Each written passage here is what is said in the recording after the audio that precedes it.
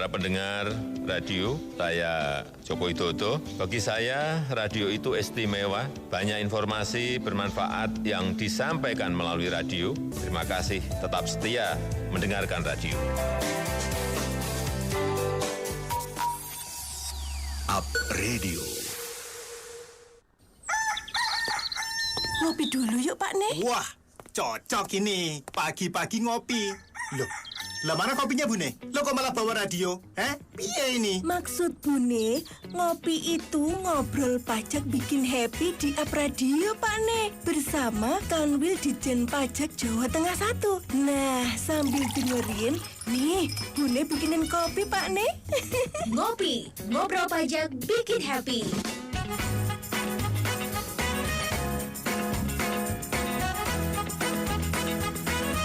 Sembilan 98.5 Radio The Meaning Station. Hai, halo, selamat siang Apmenia, apa kabar siang hari ini?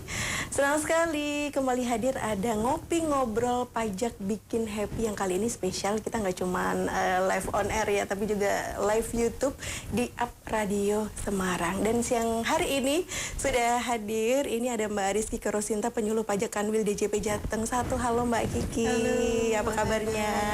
Baik. Sehat ya? Sehat, alhamdulillah. Alhamdulillah. Ada juga Pak Erganung Harnawa, penyuluh pajak Kanwil DJP Jateng 1. Pak Ganung, halo, selamat siang. Selamat siang menjelang sore ini. Iya.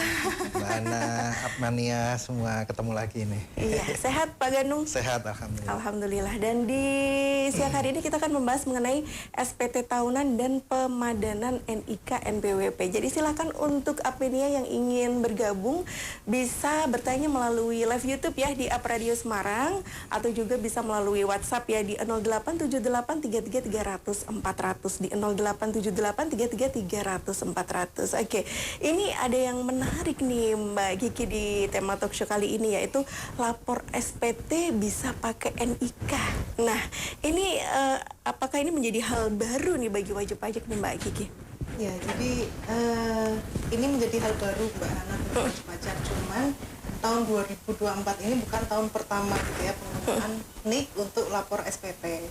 Tapi tahun 2023, tahun lalu itu kita sudah bisa menggunakan juga Mbak Hana NIK sebagai cara untuk pelaporan SPT tahunan. Hanya saja sekarang itu pun masih kita gaung-gaungkan terus Mbak Hana, karena masih banyak persepsi bahwa untuk pelaporan SPT tahunan itu wajib menggunakan NPWP saja gitu ya. Nah, karena ini merupakan hal yang baru, harus kita soundingkan berulang-ulang ke wajib pajak bahwa NIK ini sudah bisa loh gitu kan. Nah, mungkin di wajib pajak sendiri itu kan lebih mengingat NIK ya daripada NPWP-nya. Kita mau nulis apa pakai NIK gitu kan. Jadi NIK ini dirasa lebih dekat, lebih lebih punya hubungan yang lebih harmonis gitu ya sama orangnya gitu ya. Nah, sekarang kalau mau lapor SPT itu bisa dicoba, NIK-nya itu bisa digunakan untuk pelaporan SPT tahunan. Jadi nggak perlu nih buka dulu NPWP-nya, tapi bisa pakai NIK-nya sendiri. Oke, tapi syukur-syukur udah hafal itu yang NIK-nya kan. Tapi kalau misalnya wajib pajak nih yang lapor SPT menggunakan NIK, tapi ternyata dimasukin NIK-nya belum bisa nih Mbak Kiki, gimana tuh? Nah, kalau yang belum bisa itu Mbak Hana berarti harus dilakukan pengecekan. Biasanya itu karena data yang ada di sistem perpajakan itu belum sesuai dengan data yang ada di Kemendagri atau data NIK-nya itu belum sesuai.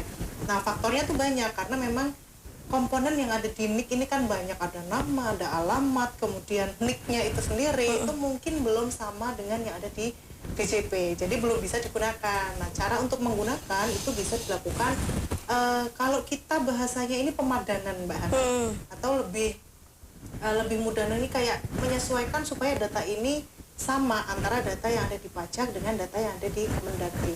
Jadi dilakukan penyesuaian di pajak dulu nih, dicek dulu apa yang beda gitu kan. Kalau misalkan yang berbeda itu dari sistem administrasi bisa kami bantu atau bisa dilakukan secara mandiri oleh wajib pajaknya. Tapi kalau data yang berbeda ini adalah data yang ada di Kemendagri, maka wajib pajak ini harus ngurus dulu nih di Dukcapilnya masing-masing. Jadi dibetulkan dulu NIK-nya, baru nanti bisa ke kantor pajak untuk melakukan update data. Oke, nah itu bagaimana kita bisa tahu ada kesalahan di mana nih? Apakah dari websitenya itu nanti akan, Cek sendiri, itu bagaimana? Caranya yang pertama itu coba masuk ke DJP online dengan pakai nick-nya. Jadi coba masuk nick, kemudian password. Kalau sudah masuk berarti sudah valid. Tapi kalau tidak bisa, masuk dulu pakai NPWP. Oke. Kita kan masukkan NPWP, kemudian masukkan password. Kalau sudah bisa, nanti masuk ke menu profilnya. Nah, di situ nanti akan ada keterangan bagian mana yang kosong. Artinya bagian mana yang harus dilakukan pemutakhiran. Apakah nick-nya, apakah namanya, ataukah alamatnya, itu nanti ada keterangannya di situ. Dan di situ juga wajib pajak bisa melakukan update datanya, Mbak Hana. Sehingga statusnya dari yang tidak valid itu bisa menjadi valid. Otomatis ya berarti ya? Otomatis ya, jadi harus dilakukan pemadanan terlebih dahulu. Oke, nah ini per Juli 2022 ini sudah disahkan ya untuk penggunaan NIK ini sebagai NPWP bagi wajib pajak. Nah, ini apakah dengan menggunakan NIK untuk keperluan lapor SPT ini menjadi salah satu perubahan dari kebijakan NIK sebagai NPWP nih Pak Ganung? Ya, sebenarnya ini memang bagian dari program pemadanan NIK dan NPWP tadi. Jadi di undang-undang terbaru kita, undang-undang HPP, Harmonisasi Peraturan Perpajakan, itu memang diatur bahwa NIK digunakan sebagai NPWP. Ini dalam rangka untuk mempermudah wajib pajak. Tadi kan dijelaskan sama Mbak Kiki bahwa ketika kita menggunakan NIK itu lebih familiar, lebih mudah diingat. Terus di dompet kita juga tidak perlu ngantongin NPWP lagi gitu kan. Nah itu, jadi memang bagian dari hal tersebut. Kemudian NIK inilah yang dijadikan sebagai NPWP. Namun untuk saat ini itu baru digunakan untuk proses pelaporan SPT di DJP online saja. Jadi belum secara menyeluruh. Nanti insya Allah 1 Juli 2024 itu di launching benar-benar NIK sebagai NPWP. Oke, mulai 1 Juli 2024. Jadi mungkin yang belum melakukan pemadanan NIK menjadi NPWP ini masih ada waktu gitu ya. Oke, nah untuk NIK sendiri ini apakah seluruh NIK untuk keperluan lapor SPT ini menjadi punya masyarakat ini digunakan sebagai NPWP dapat digunakan untuk lapor SPT? Jadi kalau dulu masyarakat ingin memiliki NPWP kan harus daftar dulu ke KPP gitu kan. Nah karena sekarang menggunakan NIK ya menggantikan sebagai NPWP, maka NIK ini digunakan sebagai NPWP tetapi tetap harus melalui proses aktivasi. Jadi tidak serta-merta yang memiliki NIK itu otomatis menjadi NPWP ya. Karena ada juga mungkin yang sudah punya KTP, sudah punya NIK tapi ternyata belum punya penghasilan itu kan. Untuk menjadi wajib pajak itu kan yang wajib itu kan ketika dia sudah memenuhi syarat subjektif dan memenuhi syarat objektifnya. Walaupun sudah punya NIK tadi syarat subjektifnya terpenuhi, tapi ketika belum punya penghasilan berarti syarat objektifnya belum terpenuhi. Nah, jadi belum otomatis menjadi NPWP. Tetapi ketika masyarakat tersebut menginginkan atau memerlukan NPWP kemudian melakukan aktivasi NPWP NIK-nya tersebut menjadi NPWP bisa. Iya, karena mungkin kan persepsi masyarakat, wah ini berarti NIK jadi NPWP berarti semua harus seperti itu. Yang beredar di masyarakat memang seperti itu. Nah ini kita luruskan, mudah-mudahan masyarakat semakin ngerti. Jadi tidak perlu khawatir lah, wah ini nanti saya harus lapor pajak padahal belum punya penghasilan dan sebagainya, belum diaktifkan. Nah tadi Pak Ganung mengatakan ada syarat subjektif dan objektifnya ya, Mbak Kiki mungkin bisa dijelaskan syarat subjektif dan objektifnya? Ya, jadi kalau syarat subjektifnya Mbak Hana, kalau untuk pendaftaran NPWP itu harus usia 17 tahun dan sudah memiliki KTP gitu ya. Bukan cuma NIK ya, karena kalau NIK mungkin bayi yang ada di kartu keluarga pun sudah punya NIK, tapi sudah diterbitkan KTP oleh Dukcapilnya ya, yang syarat subjektifnya itu. Kemudian yang syarat objektifnya itu memiliki penghasilan dan penghasilannya ini di atas PTKP Mbak Hana. Jadi meskipun sudah penghasilan tapi kalau PTKP-nya itu belum terpenuhi, ya dia belum ada kewajiban untuk melakukan pendaftaran NPWP. Jadi untuk objektifnya itu adalah penghasilan sebagai objeknya. Nah kemudian syarat objektif ini itu juga tidak menjadi salah satu syarat yang wajib dipenuhi. Artinya ketika syarat subjektifnya, kalau subjektif ini wajib Mbak Hana, artinya harus berusia 17 tahun dan sudah memiliki KTP. Tapi kalau dia ini belum berpenghasilan atau penghasilannya ini masih di bawah PTKP dan ingin atau menghendaki memiliki NPWP, itu boleh Mbak Hana. Jadi untuk objektifnya ini tidak wajib untuk dipenuhi si WP-nya. Oke. Jadi clear bahwa ketika orang bahkan sampai dengan akhir Juni 2024 pun Mbak Hana, ketika orang ini belum punya NPWP, ya dia 1 Juli 2024 ini kita anggap NIK-nya belum aktif sebagai NPWP. Jadi nggak secara langsung dia punya NPWP juga. Ketika butuh ya tetap harus melakukan, kalau nanti mungkin namanya aktivasi ya, namanya aktivasi NIK. Oh, bukan pendaftaran. Bukan pendaftaran lagi, jadi namanya aktivasi NIK. Jadi nggak bisa ketika kerja dia langsung menyerahkan NIK-nya, itu nggak bisa. Oke. Harus melalui proses aktivasi NIK terlebih dahulu. Oke, aktivasinya seperti yang tadi ya disampaikan ya. Kalau aktivasinya Melalui sih, itu ya. aturannya Belum diatur secara belum ya? rinci ya. Tetapi ya kemungkinan besar ini akan borderless gitu ya, artinya bisa di KPP mana saja gitu kan. Kalau dulu kan pendaftaran orang harus ke KPP di mana KTP-nya terdaftar gitu kan. Nah ini kemungkinan nanti akan borderless, jadi di KPP terdekat itu bisa.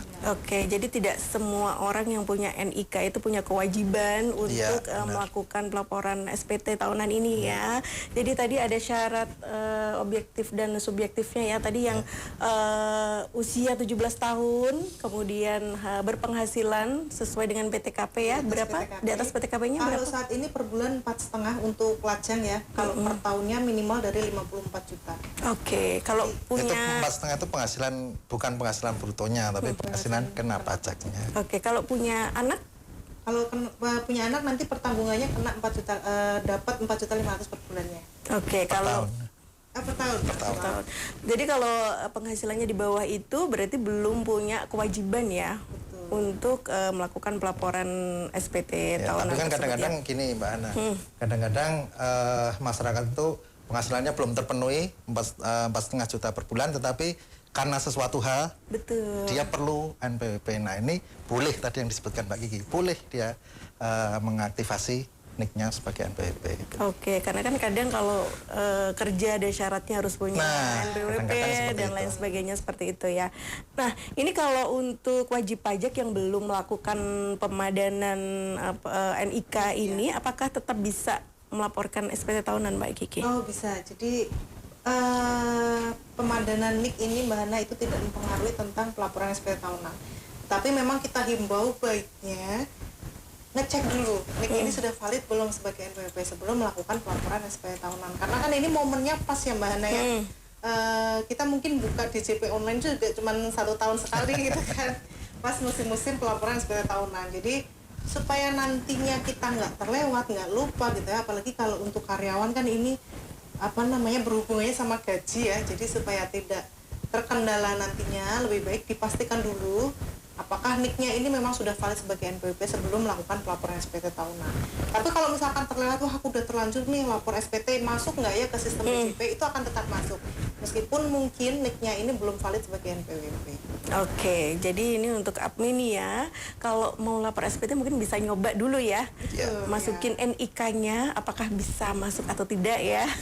Kalau tidak bisa berarti ada hal yang harus dilakukan pemadanan itu tadi ya. Tapi passwordnya tetap ya, passwordnya tetap sama dengan yang sebelumnya ya. sebelumnya. Oke.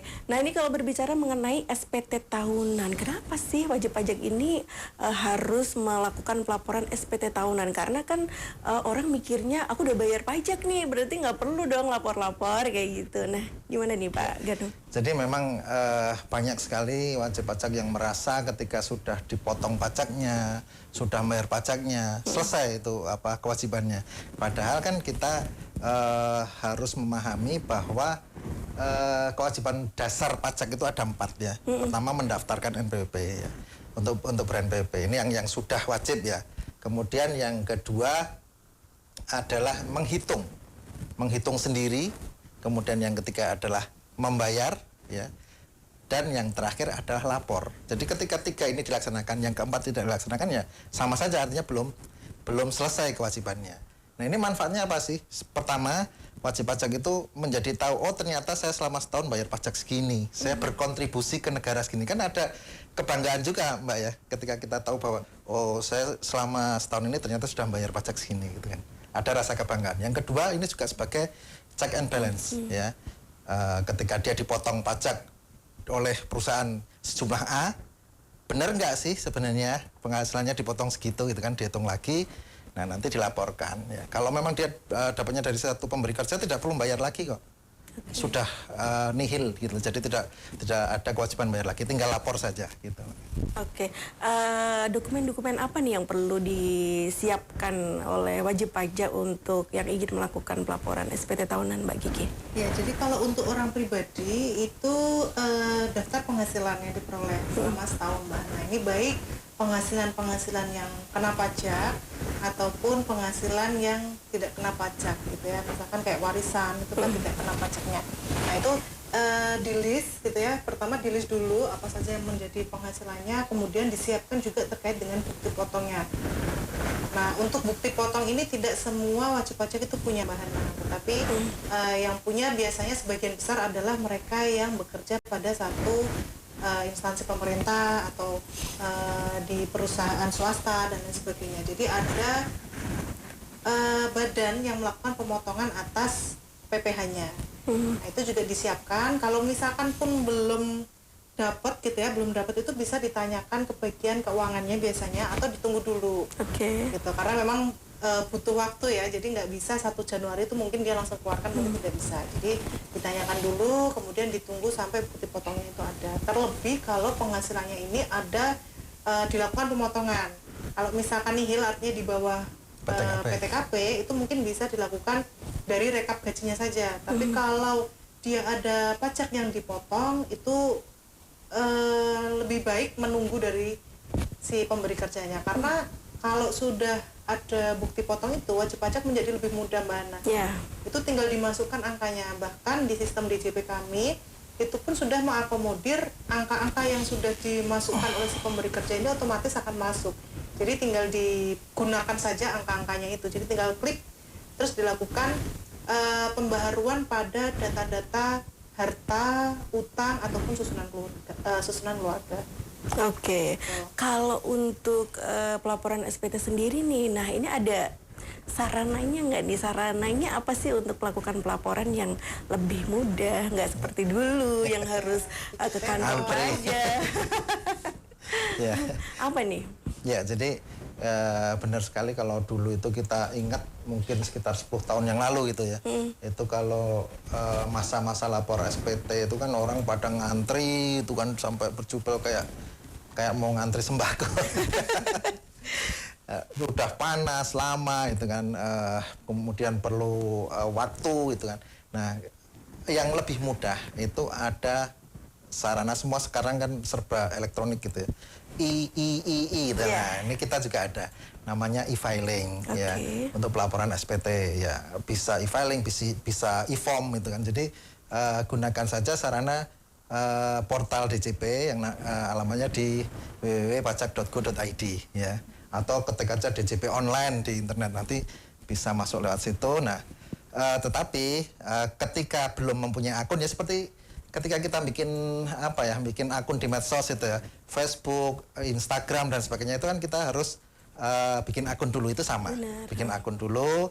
Nah, untuk bikin akun itu perlu EVIN ya. Setiap wajib pajak itu memiliki EVIN. Jadi minta saja EVIN bisa ke kantor pajak, bisa melalui M-Pajak juga, bisa secara elektronik juga dan sebagainya. Itu sekarang mudah semua. Jadi EVIN-nya bisa secara online, nanti dapat EVIN baru bikin akunnya. Nah, yang perlu diingat nanti passwordnya.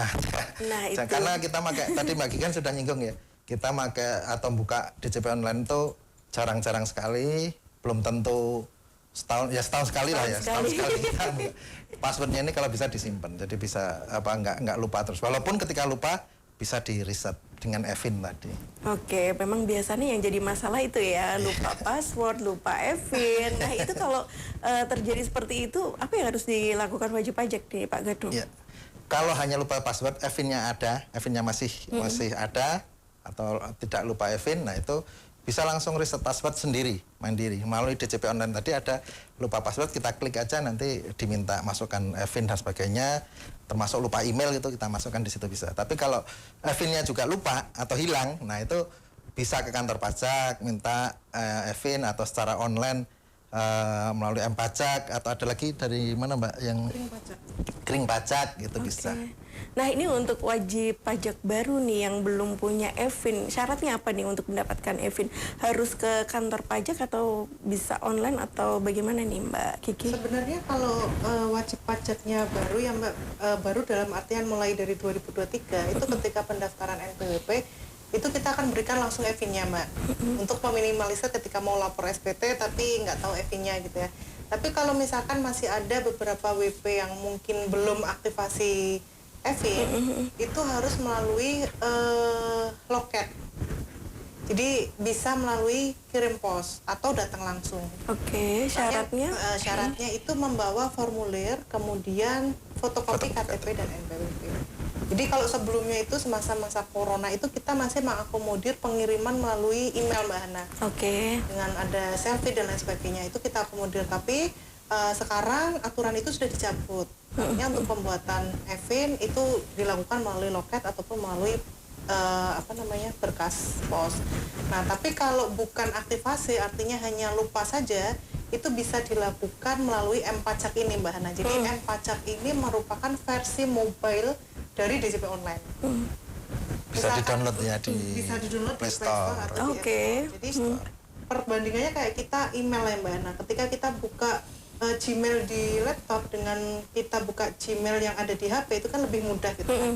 Nah, M-Pajak ini versi mobile dari DJP online tetapi tidak mengakomodir untuk pelaporan SPT tahunan.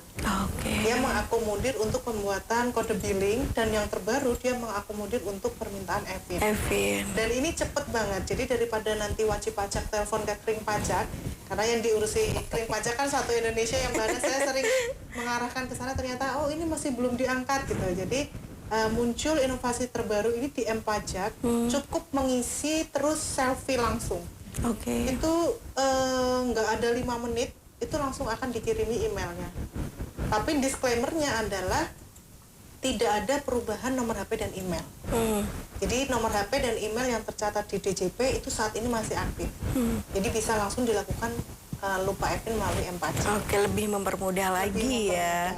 Oke, tadi Pak Gunung juga mengatakan untuk pelaporan SPT bisa menggunakan e-filing, terus juga bisa menggunakan e-form. Nah, ini bedanya e-filing sama e-form apa nih Pak Ganung? Kalau e-filing itu harus online terus lapornya. Jadi kita harus memerlukan sinyal ini ya, sinyal dan kuota terus ya.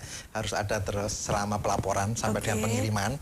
Ya, kalau e-form itu download PDF-nya dulu. Terus kita bisa ngisi secara offline. Nah, setelah selesai baru kita kirim lagi melalui online. Dan penggunaannya juga berbeda. Kalau e-filing itu tidak bisa untuk formulir 1770 yang polos tanpa S itu nggak bisa e-filing. Bisanya pakai e-form. Ya, kalau e-form itu bisa untuk BP badan pun bisa, BP wajib pajak badan pun bisa menggunakan e-form. Oke, nah mungkin bisa dijelaskan juga nih formulir dari SPT tahunan itu kan ada beberapa ya. Nah, mungkin bisa dijelaskan Mbak Kiki. Ya, kalau untuk sekarang kita untuk orang pribadi ada 3 Mbak. Nah, yang pertama itu 1770 SS atau sangat sederhana, artinya cuma 1 lembar aja. Ini dikhususkan untuk wajib pajak yang memiliki penghasilan di bawah 60 juta. Kemudian untuk yang di atas 60 juta itu menggunakan formulir 1770S. Kemudian yang untuk wajib pajak UMKM itu menggunakan 1770 polos gitu ya. Untuk badan itu hanya ada 1 formulir, formulirnya 1771. Gitu. Tapi ini spill-spillan aja ya Mbak Ana, spill-spillan nanti kalau sudah 1 Juli 2024 infonya untuk formulir ini akan kita jadikan satu ya Mbak. Oke, biar gak ribet lagi. Ribet dan wajib pajak nggak perlu milih aku S atau SS atau apa. Ya, Jadi 1 formulir nanti sistemnya adalah wajib pajak tinggal menjawab pertanyaan yang diajukan sistem. Nanti sistem yang akan mengarahkan kemana wajib pajak ini pelaporannya. ke formulir yang mana begitu, jadi lebih mudah begitu ya. Oke, nah ini untuk wajib pajak yang sudah memiliki kewajiban untuk melakukan pelaporan tapi tidak melakukan pelaporan nih. Nah, apakah ada sanksinya ini Pak Ganung? Ya, jadi namanya wajib melaporan. Namanya wajib itu pasti ada, ketika tidak dilaksanakan ada sanksinya gitu ya. Iya. Sesuai dengan undang-undang ya di pasal 7 itu ketika wajib pajak terlambat atau tidak lapor SPT maka akan dikenakan sanksi. Nah, sanksi ini berbeda antara wajib pajak orang pribadi dengan wajib pajak badan ya. SPT tahunan kan tadi ada wajib pajak orang SPT tahunan orang pribadi dan badan. Yang wajib pajak orang pribadi itu sanksinya 100.000. Ya, kemudian untuk yang wajib pajak badan itu sanksinya 1 juta. Jadi cukup besar ya. Sayang kalau uang segitu dipakai untuk bayar denda. Batas waktunya nih untuk melakukan pelaporan SPT tahunan. Iya. Batas waktu untuk SPT tahunan orang pribadi itu 31 Maret tahun berikutnya. Ya. Jadi kalau SPT tahunan 2023 ya paling lambat 31 Maret 2024. Untuk wajib pajak badan itu tanggal 30 April tahun berikutnya. Oke, jadi untuk pelaporan SPT tahunan tahun 2023 ini paling lambat adalah tanggal 31 Maret tahun 2024. Kalau badan tanggal 30 April 2024. Jadi diingat-ingat ini Februari ya. Jadi buruan saja karena biasanya kan sukanya pada mepet-mepet nih. Nanti kalau mepet-mepet internetnya trouble terus nggak bisa, nanti ketinggalan. Oke, ini ada pertanyaan yang sudah bergabung di 087833300400. Ada Laila yang ada di Tanah Mas, ini agak panjang ya. Saya mau tanya nih, jadi saat ini ada karyawan baru di perusahaan kami. Saat saya tanya apakah sudah memiliki NPWP, dia bilang belum punya. Akhirnya saya berniat bantu dia untuk membuat NPWP.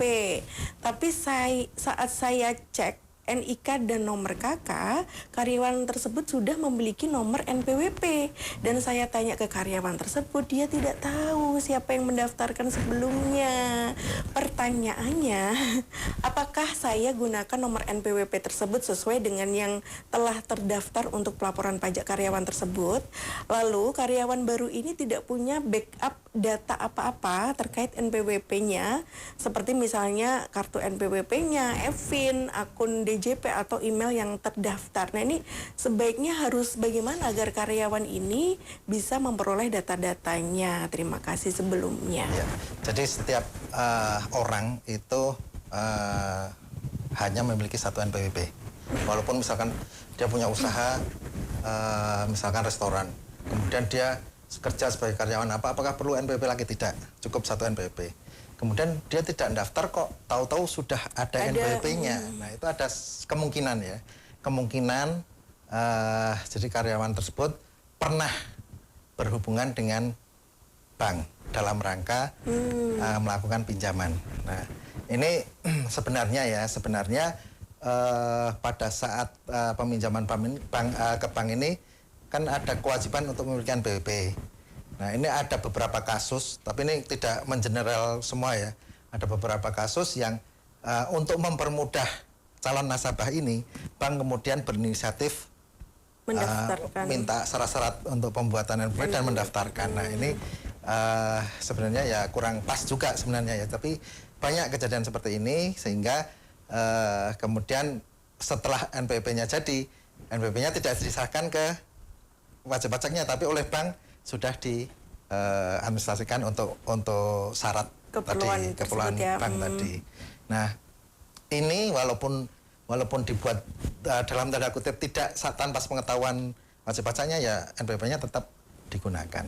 Berarti menggunakan yang sudah ada ya. Iya.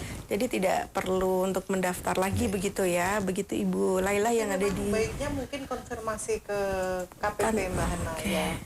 KPP terdaftar berarti ya? Iya. Oke. Bisa tahu KPP-nya mana berarti? Dari kode yang 3 ada di digit. NPWP-nya. 3 digit. Sebelum 000 kan 3 digit terakhir kan 000 itu ya. 3 digit sebelum 00 itu adalah kode KPP. Cari aja di internet ada kode KPP itu nanti ketahuan. Misalkan 517 berarti Candisari itu. Oh iya. Begitu Ibu Laila yang ada di Tanah Mas, terima kasih. Semoga menjadi solusi ya.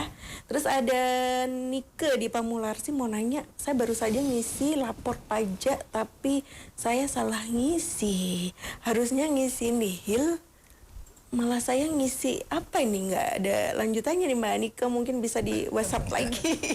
Kalau salah ngisi itu gimana tuh Mbak Kiki? Ya, kalau salah ngisi kita ada opsi Bisa untuk pembetulan. ulang lagi bisa ya? Ulang lagi bisa. Dan tidak ada batasan pembetulan pertama, kedua, ketiga, Nah, seterusnya tapi kalau boleh. misalkan terjadinya kurang bayar itu pasti nggak akan selesai sebelum Tidak akan melakukan terkirim. pembayaran. Nggak akan terkirim. Kalau Kalau- tidak dibayar. Tidak dibayar. Kan ketika dia mau bayar kan sadar ya, loh kok saya kurang bayar gitu kan, berarti Oh gitu. tidak terkirim kalau kurang bayar. Tapi kalau kejadiannya lebih bayar ya terkirim, nanti dibetulkan saja, bisa. Nggak masalah ya, Nggak berarti masalah. Biasanya dilakukan. sih akan dihubungi sama KPP kalau kalau memang dia ngeklik lebih bayar ya Mbak. Nah, tapi untuk memastikan yang pertama dicek di email apakah memang sudah mendapatkan BPE-nya, bukti penerimaan elektronik. Nah, kalau belum mendapat BPE itu bisa dicek di DJP online, terus klik e-filing atau e-form-nya, terus pada bagian draft SPT atau konsep SPT.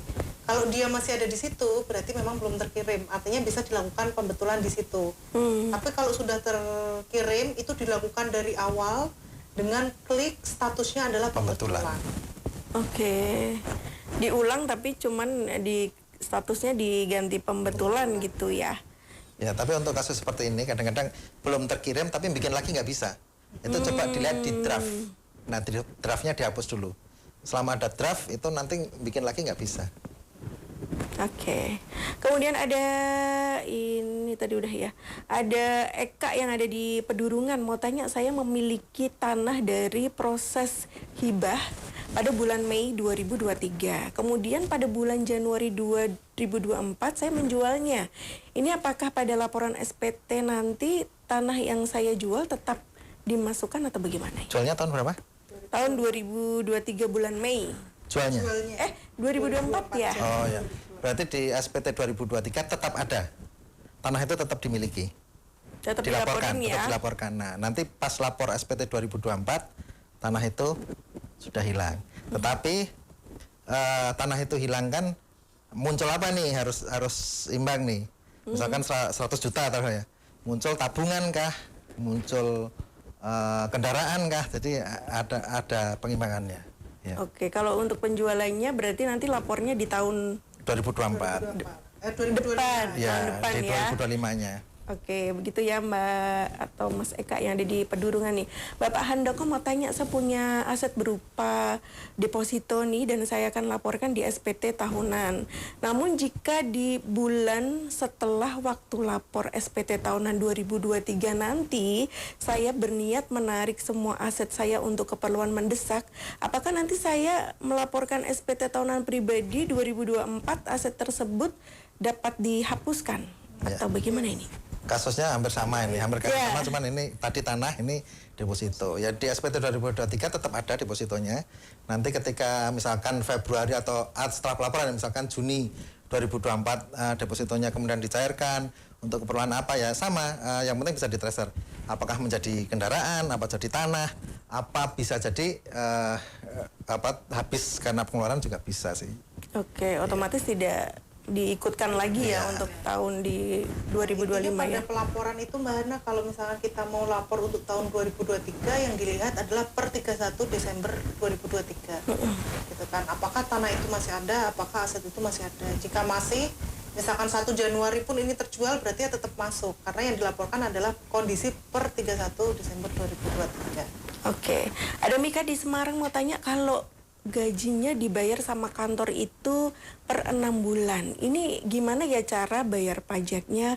Harus tetap per bulan walaupun uangnya belum keterima, atau pas gajian aja itu bakal kena denda nggak ya? Mohon pencerahannya. Ya, untuk karyawan yang bekerja pada pemberi kerja, itu kewajiban store itu ada pada pemberi kerja.